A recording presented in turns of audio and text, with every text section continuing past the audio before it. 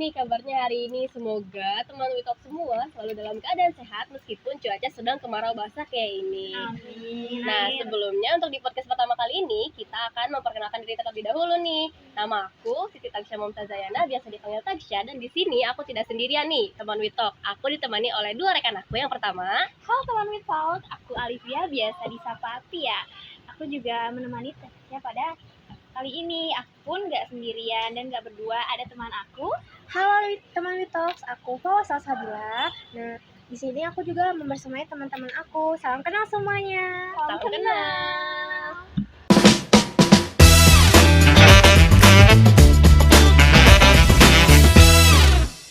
Nah, teman Witok, pada pembahasan podcast pertama kita kali ini, kita akan mengangkat tema mengenai integrasi kurikulum PAUD berdasarkan sifat profetik Rasulullah SAW.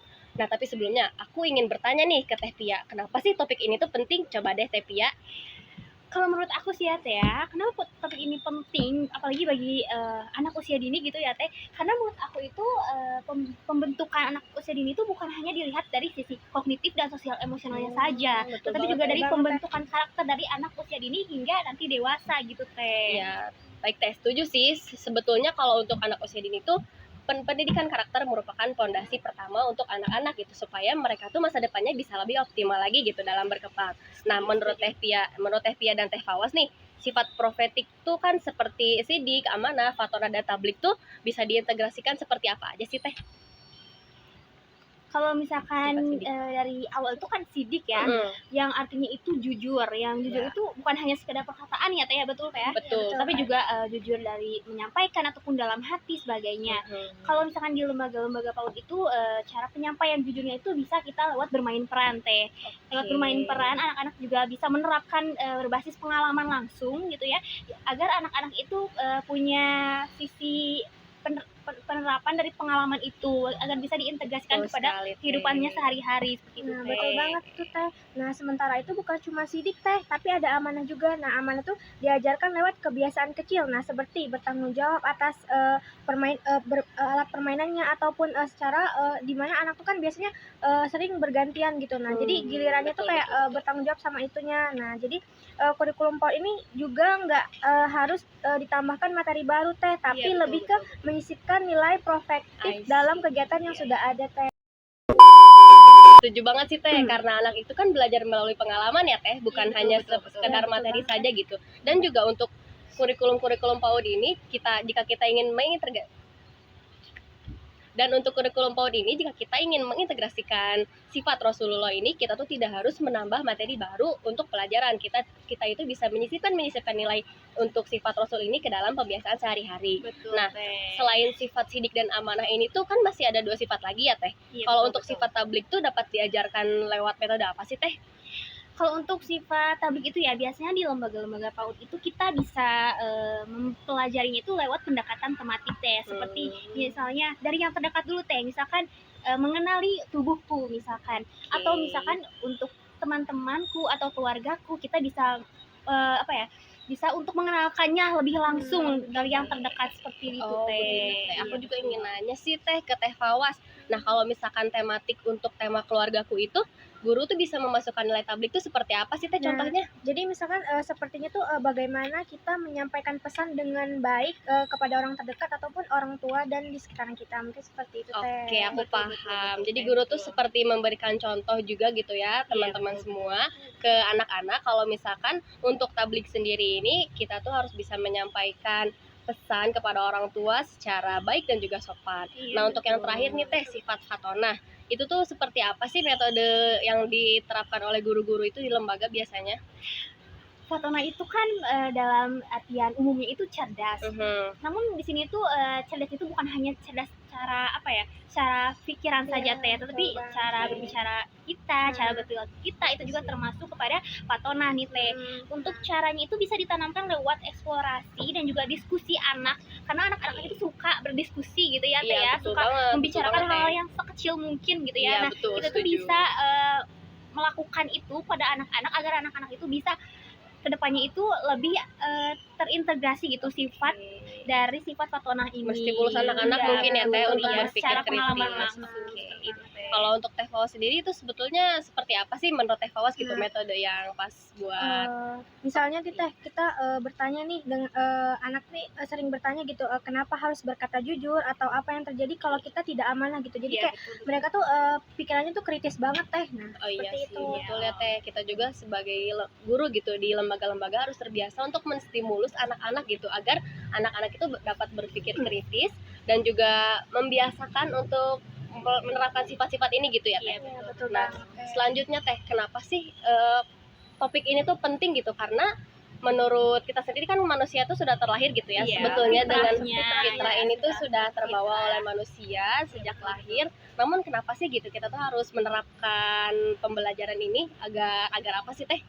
Sebenarnya anak-anak dari sejak dini juga pasti sudah ada fitrahnya Iya, untuk betul keempat banget. sifat ini kan ya Teh, ya, betul. Mm-mm. Seperti yang tadi Teteh bilang. Ya, Tapi pada dasarnya itu manusia kadang ada lupanya, Betul. kadang ada salahnya juga ya betul Teh ya. sekali, Teh. Pengaruh lain Iya, juga mungkin ya. pengaruh lingkungan, pengaruh keluarga, Iya, pengaruh tontonan teman-teman, juga ya, iya, Teh. tontonan juga, digital ya, biasa gitu ya. Iya. Nah, kenapa gitu perlu adanya ini tuh karena perlu dikembangkan Teh supaya anak-anak itu nggak salah jalur untuk kedepannya. Apalagi kan Iya, anak-anak itu Betul banget, di masanya Teh. golden age gitu ya, Oh, masa-masa iya, keemasan gitu. Kita juga harus apa ya, menstimulus dari awal agar anak-anak itu udah salah jalan dari sejak dini seperti itu Jadi, Teh. peran guru itu sebagai penuntun anak-anak mungkin Iya, ya, iya, teman-teman betul Witok banget. semua, karena kan anak-anak itu gampang terpengaruh juga ya, Iya, terutama oleh Hmm. lingkungan, teman, dan juga peer pressure yang ada di lingkungan sekitar. Iya. Sehingga sebagai guru di sebuah lembaga harus senantiasa untuk mengajarkan dan juga mengingatkan anak-anak bahwa sifat-sifat ini tuh bukan hanya sekedar angin belaka saja, namun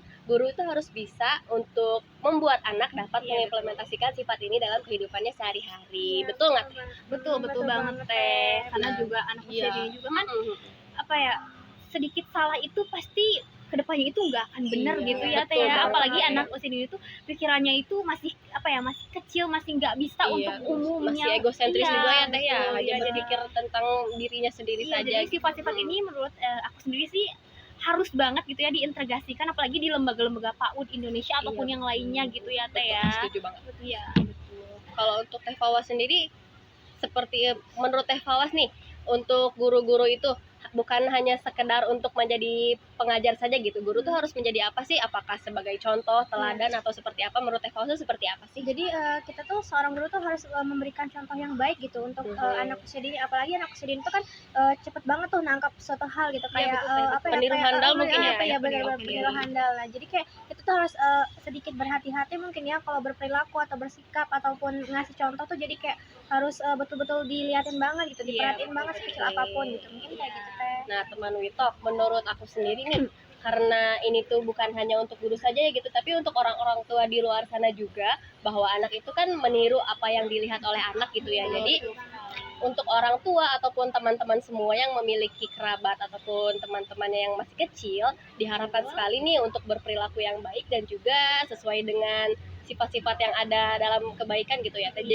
jangan sampai anak itu mencontoh ataupun meniru sifat-sifat yang buruk yang kita lakukan gitu Teh. Dan Iya, juga kita tuh harus menjaga juga ya Teh. Iya, Bukan hanya sebatas dari pertemanan dan juga lembaga. Iya, Mungkin untuk sekarang tuh gadget itu merupakan salah satu masalah digital, utama ya. gitu ya. Digital itu paling berpengaruh Menurut gitu ya. teteh-teteh semua di sini sebagai orang tua ataupun sebagai guru dan juga orang yang memiliki misalkan keponakan yang masih kecil, kita tuh harus bisa ngapain aja sih Teh untuk mencegah itu tuh? Apakah harus screen time yang baik atau seperti apa? Menurut Teh Pia sendiri itu kayak gimana ya? Kalau menurut aku karena aku punya keponakan gitu ya, yang Oh, masih gitu kecil, ya. iya, Kebetulan banget ya, iya, Teh. kebetulan itu tuh yang paling berpengaruh menurut aku tuh gadget ya Teh ya. Oh iya. Apalagi di masa sekarang itu banyak apa ya, tontonan-tontonan yang mungkin Oh iya. kurang untuk anak brain umur rot segitu. mungkin ya, Iya, kalau zaman betul, sekarang kayak Gen gitu. Alpha seperti itu. Iya, jadi menurut aku yang paling dekatnya dulu aja tuh gadget dulu aja deh. Iya, Soalnya kan betul. gadget itu paling deket ya sama kita gitu. Iya, Jadi betul. kalau mungkin kita mungkin bisa 20 menit untuk istirahat, atau 20 menit untuk melihat gadget dan 20 menit untuk bermain di luar gitu Teh caranya.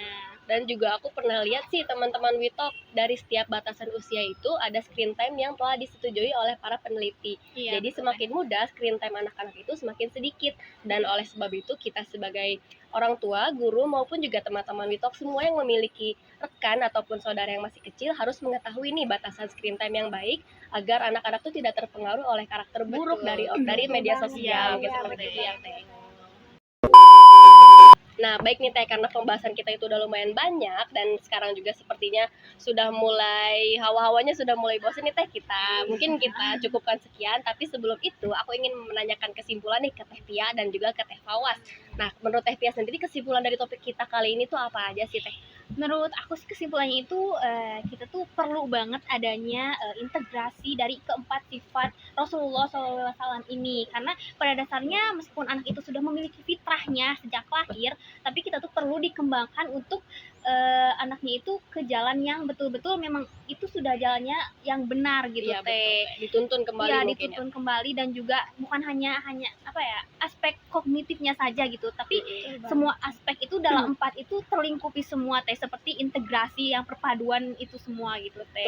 Betul banget, Teh. Kalau untuk Teh Fawas sendiri menurut Teh gimana Kalau kesimpulannya? menurut aku ya, mengintegrasikan nilai-nilai Islam dalam pendidikan anak usia dini itu, kita tuh dapat membantu mereka untuk tumbuh dan berkembang menjadi individu yang sehat, cerdas, dan berakhlak mulia. A few moments later. Nah, teman Witok, cukup sekian nih pembahasan untuk podcast kita kali ini. Jangan lupa tetap jaga kesehatan.